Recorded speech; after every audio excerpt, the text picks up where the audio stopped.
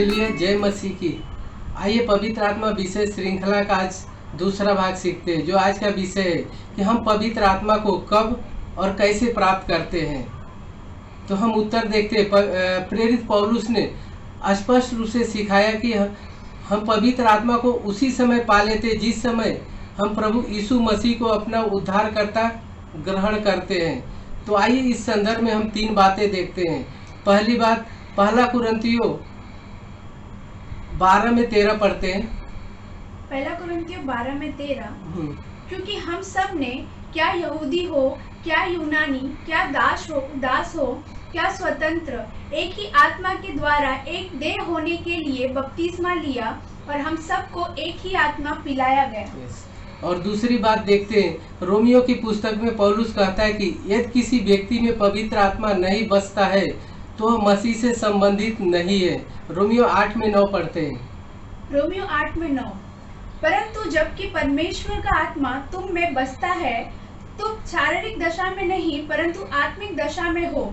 यदि किसी में मसीह का आत्मा नहीं तो वह उसका जन नहीं। और तीसरी बात देखते हैं, इफिसियों की पुस्तक में पौलुस कहता है कि पवित्र आत्मा उन सब के लिए उद्धार की छाप है जो विश्वास करते हैं। तो आइए हम इसे भी पढ़ते हैं। इफिसियों 1:13 और 14। इफिसियों 1:13, हाँ। और उसी में तुम पर भी, जब तुमने सत्य का वचन सुना जो तुम्हारे उद्धार का सुसमाचार है और जिस पर तुमने विश्वास किया, प्रतिज्ञा किए हुए पवित्र आत्मा की छाप लगी। 14, वह उसके मोल लिए हुओं के छुटकारे के लिए हमारी मिरास का बयाना है कि उसकी महिमा की स्तुति हो।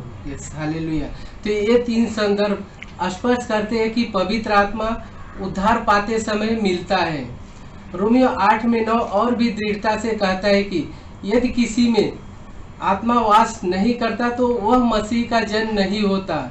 इसलिए आत्मा का होना उद्धार के होने के पहचान का तत्व है।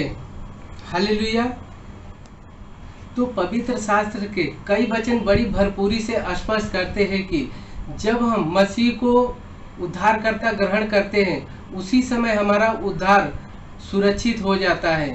तो आइए हम यहाँ पर निष्कर्ष देखते हैं। पहला, हम पवित्र आत्मा को कैसे प्राप्त करते हैं। तो हम पवित्र आत्मा को बस प्रभु यीशु मसीह को अपना उद्धारकर्ता करके प्राप्त करते हैं। तो आइए यहाँ पर हम कुछ वचन देखते हैं। यूहन्ना 3:5 से 16 तक पढ़ते हैं। यूहन्ना 3:5, हाँ। यीशु ने उत्तर दिया, मैं तुमसे सच सच कहता हूँ, जब तक कोई मनुष्य जल और आत्मा से न जन्मे तो वह परमेश्वर के राज्य में प्रवेश नहीं कर सकता। 6, क्योंकि जो शरीर से जन्मा है वह शरीर है और जो आत्मा से जन्मा है वह आत्मा है। 7, अचंभा न करे कि मैंने तुझसे कहा, तुझे नए सिरे से जन्म लेना अवश्य है। 8, हवा जिधर चाहती है उधर चलती है और तू उसका शब्द सुनता है परंतु नहीं जानता कि वह कहाँ से आती और किधर को जाती है। जो कोई आत्मा से जन्मा है वह ऐसा ही है। 9, निकोदेमुस ने उसको उत्तर दिया, ये बातें कैसे हो सकती है। 10, यह सुनकर यीशु ने उससे कहा, तू इजराइलियों का गुरु होकर भी क्या इन बातों को नहीं समझता।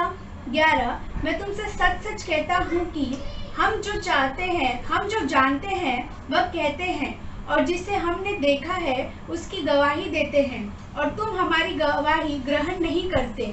12, जब मैंने तुमसे पृथ्वी की बातें कही और तुम विश्वास नहीं करते, तो यदि मैं तुमसे स्वर्ग की बातें कहूँ तो फिर कैसे विश्वास करोगे। 13, कोई स्वर्ग पर नहीं चढ़ा, केवल वही जो स्वर्ग से उतरा, अर्थात मनुष्य का पुत्र जो स्वर्ग में है। 14, और जिस रीति से मूसा ने जंगल से सांप को ऊंचे पर चढ़ाया, उसी रीति से अवश्य है कि मनुष्य का पुत्र भी ऊंचे पर चढ़ाया जाएगा। 15, ताकि जो कोई उस पर विश्वास करे वह अनंत जीवन पाए। 16, क्योंकि परमेश्वर ने जगत से ऐसा प्रेम रखा कि उसने अपना इकलौता पुत्र दे दिया, ताकि जो कोई उस पर विश्वास करे वह नष्ट न हो परंतु अनंत जीवन पाए। हालेलुया। तो परमेश्वर ने जगत से निस्वार्थ प्रेम किया जो निःशुल्क है। आइए इस बात को देखते हैं हम। एक 80 वर्षीय बुजुर्ग के दिल का ऑपरेशन हुआ। उसका बिल आया 2 लाख रुपए। बिल को देखते ही वो बुजुर्ग रोने लगा। डॉक्टर ने कहा कि आप रोइए मत, हम बिल को कुछ कम कर देते हैं। तो उस बुजुर्ग ने जवाब दिया कि ये बिल तो बहुत कम है, ये 4 लाख भी होता तो मैं दे देता, पर आंसू तो इसलिए आए कि 80 साल तक इस दिल को परमेश्वर ने संभाला और 1 रुपया भी नहीं मांगा, और तुम 3 घंटा क्या संभाले, 2 लाख का बिल बना दिए। और इसके आगे उस बुजुर्ग ने धन्यवाद देते हुए कहा, वाह रे परमेश्वर, तू कितना हमारा ख्याल रखता है। हालेलुया। तो परमेश्वर ने जगत से ऐसा प्रेम किया कि उसने अपना इकलौता पुत्र जगत के लिए दे दिया, ताकि जगत उस पर विश्वास करे और उद्धार पाए। तो बहुत लोग बोलते हैं कि विश्वास हम कहाँ से लाएं, तो वचन ही बताता है कि हमें कि विश्वास सुनने से और सुनना मसीह के वचन से होता है। तो हम जब वचन सुनते हैं तो हमें विश्वास लगाना चाहिए, जैसा कि परमेश्वर ने विश्वास लगाया हमारे ऊपर कि हम यीशु पर विश्वास करें और उद्धार पाए। लेकिन एक बात और है कि हम जब अगर विश्वास नहीं करते हैं तो हमारा विश्वास भी एक समय साथ छोड़ सकता है। आइए हम इस बात को देखते हैं। धन, ज्ञान और विश्वास बहुत पक्के गहरे दोस्त थे। तीनों एक साथ रहा करते थे। एक वक्त ऐसा भी आया जहां तीनों को बिछड़ना पड़ा, और बिछड़ते समय तीनों ने आपस में पूछा कि अब हम कहाँ मिलेंगे। तो धन ने जवाब दिया कि मैं अब धनवान लोगों के पास मिलूंगा, और ज्ञान ने कहा मैं विद्यालय, धर्म संस्थान, धर्म ज्ञान जहाँ सभाएं होती है वहाँ मिलूंगा। विश्वास चुप था। इन दोनों की बातें सुनकर रोने लगा। दोनों ने पूछा, तुम क्यों रो रहे हो, तुम भी बताओ कहाँ मिलोगे। तो विश्वास ने सिसकते हुए कहा कि मैं एक बार अगर चला गया तो वापस नहीं आता। तो कहने का मतलब ये कि परमेश्वर ने हमसे विश्वास लगाया है कि हम यीशु पर विश्वास करें और उद्धार पाएं, जय का जीवन पाएं, सही मार्ग चुने, सही मार्ग पर हम चल पाएं। किसी ने सच ही कहा, आइए इस बात को भी देखते, किसी ने सच ही कहा है कि वे तैरते तैरते भी डूब गए जिन्हें खुद पर अहम सवार था, पर वे डूबते डूबते भी तर गए जिनका स्वयं यीशु पर विश्वास था। हालेलुया। तो हम आइए एक बार फिर से निष्कर्ष को देखते हैं कि हम पवित्र आत्मा कैसे प्राप्त करते हैं। तो हम पवित्र आत्मा बस प्रभु यीशु मसीह को अपना उद्धार करके प्राप्त करते हैं, उद्धारकर्ता ग्रहण करके प्राप्त करते हैं। और हम पवित्र आत्मा को कब प्राप्त करते हैं, तो जिस पल हम विश्वास करते हैं उसी पल पवित्र आत्मा हमारे जीवन में हमेशा के लिए आ जाता है। हालेलुया।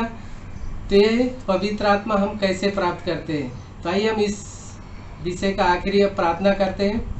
हालेलुया। धन्यवाद करते हैं परमेश्वर पिता कि हमने जाना कि हम पवित्र आत्मा कैसे प्राप्त करते हैं।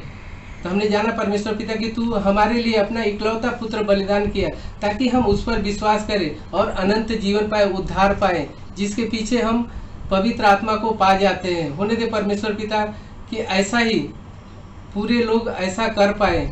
जिस किसी ने परमेश्वर पिता इस बात को नहीं समझा है, जैसा तेरा वचन कहता है कि हम वचन सुनेंगे और वचन से ही हमारा विश्वास बढ़ेगा। होने दे परमेश्वर पिता कि तेरा वचन हर एक के जीवन में जीवन तक पहुँचे, ताकि वो विश्वास कर पाए और उद्धार पाए। हम धन्यवाद करते हैं परमेश्वर पिता जो तूने हमारे लिए पवित्र आत्मा दिया, ताकि हम तेरी बातों को जान सके, समझ सके और तुझे धन्यवाद दे सके, आने वाले हर एक परिस्थिति को हम जान सके। हम धन्यवाद करते हैं परमेश्वर पिता तेरे पवित्र आत्मा के लिए जो हम सभी के लिए तूने उड़ेला है। होने दे परमेश्वर पिता कि तेरी महिमा हर एक जीवन से होती रहे। हम धन्यवाद करते हैं और सभी के जीवन में यीशु मसीह को हम मांगते हैं, यीशु के ही नाम से प्रार्थना करते हैं। आमीन।